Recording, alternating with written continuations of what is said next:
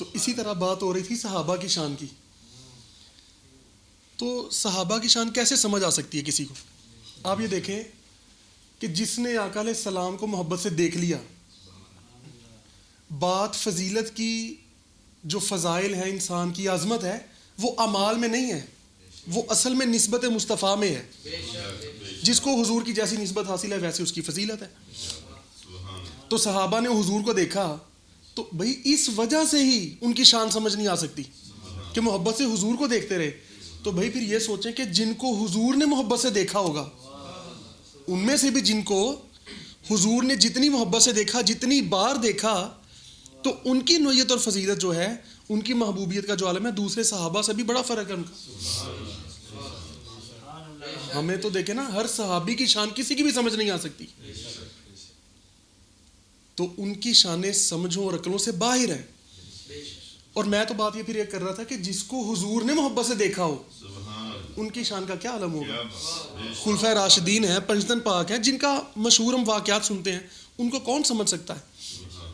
اسی طرح بعد از دور صحابہ جو اولیاء کا دور ہے اور اب سے جو قیامت تک چلے گا، اس میں بھی فضیلت اسی اعتبار سے ہے. وہ کس ذریعے سے، کس نسبت سے؟ خواب میں آقا علیہ السلام کی زیارت سے.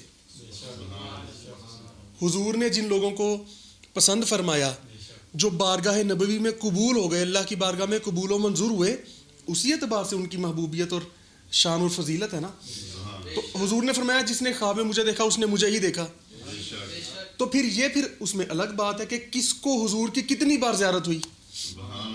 یعنی خواب میں جس نے حضور کو دیکھا اس کی فضیلت اور شان بڑھ گئی، اور حضور نے جس کو دیکھا خواب میں بھی حضور جس کو محبت سے اور پیار سے دیکھیں، بھئی اس کی شان کون سمجھ سکتا ہے.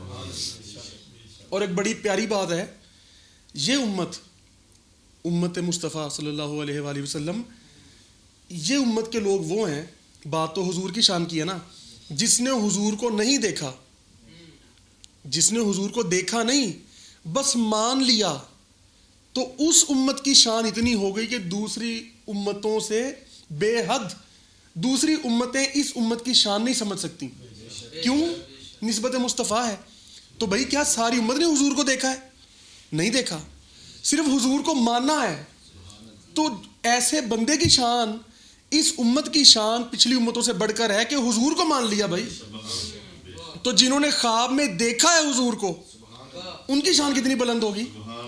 اور پھر صحابہ نے تو ظاہری دیکھا ہے اور حضور نے ان کو دیکھا ہے، تو وہ تو وہی آ گئی نا، خلق سے اولیاء، یہ وہ درجہ بندی آ گئی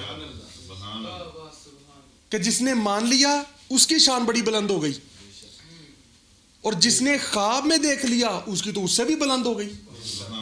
اور جس کو خواب میں حضور نے، مطلب بندے کے خواب میں، دوسرے عام کسی ولی کی خواب میں حضور نے اس کو پیار سے دیکھ لیا، تو اس کی شان اور بلند ہو گئی.